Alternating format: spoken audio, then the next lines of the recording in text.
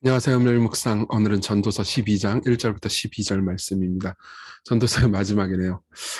그동안 전도서가 좀 어려웠었다라는 이야기를 많이 들었는데, 저도 쉽지는 않았어요. 나중에 주일날 좀 더 깊이 전도서를 우리가 설교로 들을 날을 좀 기대해 보고요. 오늘 또 짧게 전도서의 결론, 마지막 부분을 살펴보도록 하겠습니다. 지금 솔로몬은 이제 모든 이야기를 계속해서 헤벨 헛되다 헛되다 얘기를 했잖아요. 하나님 없으면 이 땅에서의 삶이 전부라면 헛되다라는 얘기를 했잖아요. 그러면서 이제 마지막에 결론을 내려주려고 합니다. 1절부터 좀 읽어드릴게요. 너는 청년의 때, 젊을 때 너의 창조주를 기억하라. 곧 곤두가는 날이 이르기 전에 나는 아무 낙이 없다고 할 해들이 가깝기 전에, 이렇게 이야기를 해요. 이건 무슨 말이냐면은 이거 이제 곤고한 날, 나는 아무 낙이 없다. 이거는 이제 뭐냐면 이제 사는 것이 즐겁지 않다고 할 나이가 되기 전에, 이렇게 얘기하는 그 늙기 전에를 의미하는 거죠. 나이가 먹고 육체적인 힘이 약해지면은 이제 뭔가 육체적인 힘이 약해졌기 때문에 즐거운 것도 점점 사라지잖아요. 저도 오늘 잠깐 탁구 연습을 했는데 탁구 재밌잖아요. 근데 이제 나이가 먹으면은 이것도 재미없겠구나. 혹은 육체적인 능력이 떨어져서 더 이상 이제 칠 수가 없겠구나 이런 생각이 드니까 그런 생각이 잠깐 들더라고요. 근데 그렇게 되는 거죠. 해와 빛과 달과 별들이 어둡기 전에 비 뒤에 구름이 다시 일어나기 전에 그리하라. 예.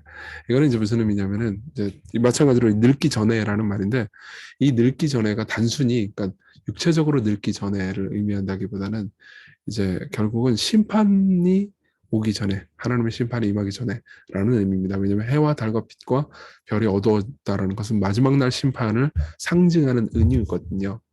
그래서 비 뒤에 구름이 다시 일어나기 전에, 그러니까 비가 오고 또 다시 먹구름이 오는 중간에 그 화창한 시절이 있잖아요. 잠깐 그런 날들이 있잖아요.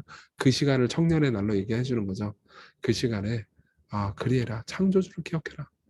그 날에는 심판 때는 집을 지키는 자들이 떨 것이며 힘 있는 자들이 구부러질 것이며 맷돌질하는 자들이 적음으로 그칠 것이며 창들로 내다보는 자가 어두워진다.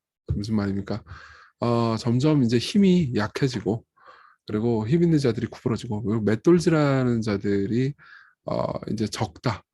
라는 말은 무슨 말이냐면 이제 점점 이 맷돌질이 이빨로 씹는 것을 상징하는 표현이거든요. 그러니까 히브리 저기 상용구예요.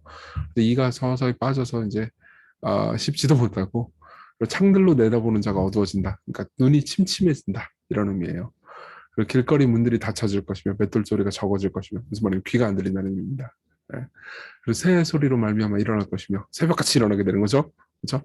음악하는 여자들은 다 쇠해질 것이며 그러니까 이제 음악을 들어도 이제 음악하는 사람들이 막 노래를 부르고 여흥을 해도 이제 별로 기쁘지 않게 된다는 거죠. 그 즐길 수 없게 된다는 거예요.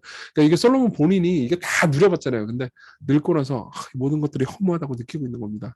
이제 본인 앞에 남겨 있는 건 뭐예요? 심판밖에 없거든요. 심판밖에 없거든요.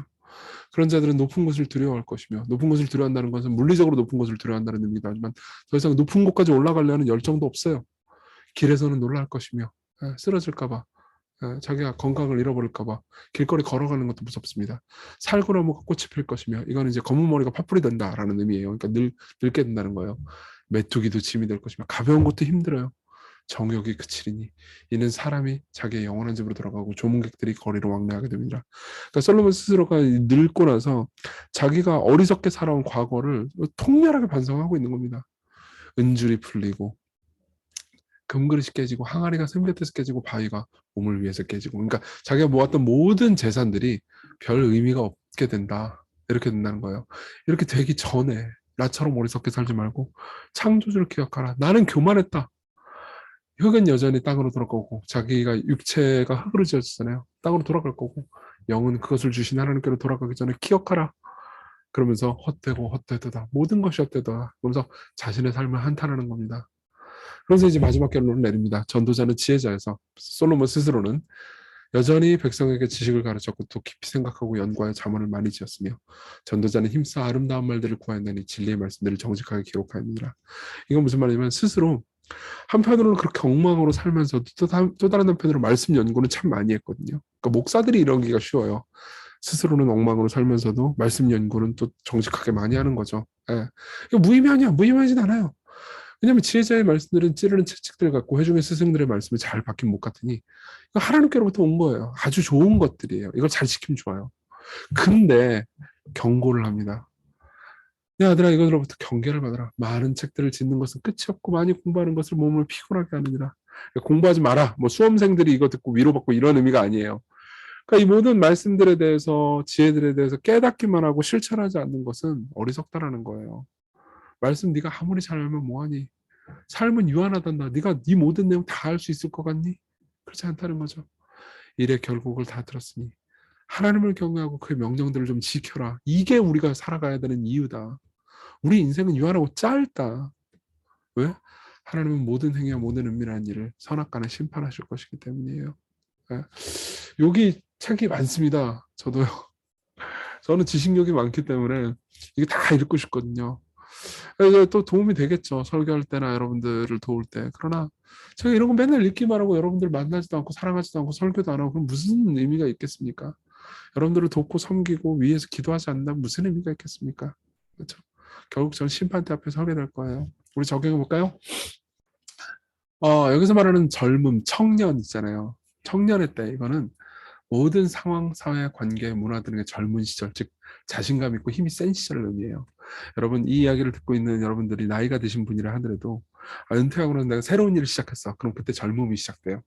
내가 은퇴하고 새로운 취미를 가졌어. 그러면 뭔가 생생하고 젊죠. 그때 우리는 교만해지기 쉽습니다. 내가 창조주인 것처럼 오해하기 쉬워요. 그래서 자크 엘릴이라는 이제 신학자는요, 신약학자는 이 본문에 대해서 주석을 하면서 이렇게 얘기합니다. 세상의 모든 악은 우리가 스스로 창조주인 것으로 여기는 데서 온다고요. 예.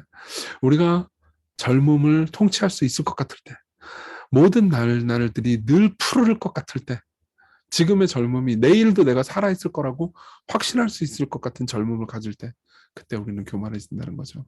그렇죠? 그럼 어떻게 해야 돼요? 진정한 현실 감각을 가져야 합니다. 즉 심판이 있음을 기억하는 거죠. 데이비드 깁슨이라는 학자는 이제 이 전도서를 주석하면서 마지막에 이런 이야기를 해요. 전도서의 말에 의하면 어떤 사람들이 세상에서 가장 중요한 사건에 대비하지 못했음을 깨달을 그날이 다가오고 있다. 근데 이것은 꿈이 아니다. 그들의 삶은 현실을 회피하고 자기에게 다가오는 일을 무시하는 데 오랜 세월 단련되었다. 죽음과 심판이 다가오고 있다. 무슨 말입니까? 우리는 현실적이라고 현실적으로 살아야 된다. 이렇게 얘기를 한단 말이에요. 그죠? 근데 현실적으로 살아야 된다라는 생각 때문에 노후 대비를 해요. 그렇죠? 중요하죠. 노후 대비도 안 하고 현실 감각이 없네. 그럼 영원 대비는 왜 안 하십니까? 이런 얘기를 하는 거예요. 예. 노후 대비는 하면서 노후도 오래 걸지 않을 거예요. 요즘 100세 세상인데 은퇴하고 나서 30년 더 삽니다. 예, 맞아요. 30년 더 살겠죠. 그리고 죽겠죠. 죽고 나서 영원히 있습니다. 예. 다행히 그래도 신자들에게요. 죽음과 심판은 두려워할 대상이 아니에요. 죽음과 심판은 이 세상의 공포가 새로운 세상의 영광에게 자리를 양보하는 순간이죠. 보세요. 노후 대비를 하려면 여러분 뭐 해야 되죠? 열심히 노력해야 돼요. 그렇죠? 돈 많이 벌고 쌓아놔야 되죠. 영원 대비는요. 어떻게 하는지 아십니까? 그리스도께로 오십시오. 그분께 여러분들의 삶을 맡기십시오. 그분께 여러분들의 모든 것을 내어드리십시오. 그분을 신뢰하십시오. 이게 다입니다. 노력이 아니라 신뢰. 이게 여러분들의 영혼을 준비하는 방식입니다. 우리 같이 기도합시다. 유한한 삶을 살아가는 과정 중에서도 영원이라는 진정한 현실을 잊지 않게 해달라고 매일의 젊음을 겸손하게 살아가게 해달라고 기도합시다. 그리고 결국 우리를 위해서 심판을 받으심으로 우리의 영원한 미래를 우리 대신 대비하신 예수님, 미래에 대한 염려를 걷어가신 예수님, 하나님을 찬양하고 높이면서 확신 가운데 기쁨으로 살게 해달라고 같이 기도합시다.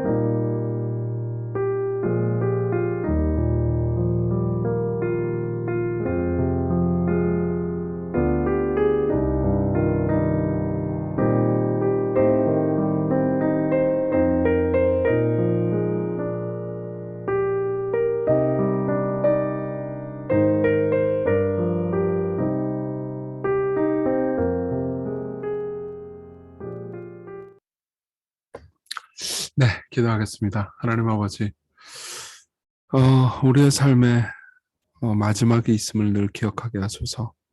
심판에 있음을 기억하게 하소서. 그러나 두려움 가운데 기억하는 것이 아니고 기쁨과 확신 가운데 기억하게 하소서. 그래서 오늘 삶이 무의미해 보인다 할지라도 우리에게 보상이 있음을, 위로가 있음을 기억하게 하소서. 예수님 이름으로 기도했습니다. 아멘. 네, 여러분들에게 영원한 미래가 있습니다. 이걸 기억합시다.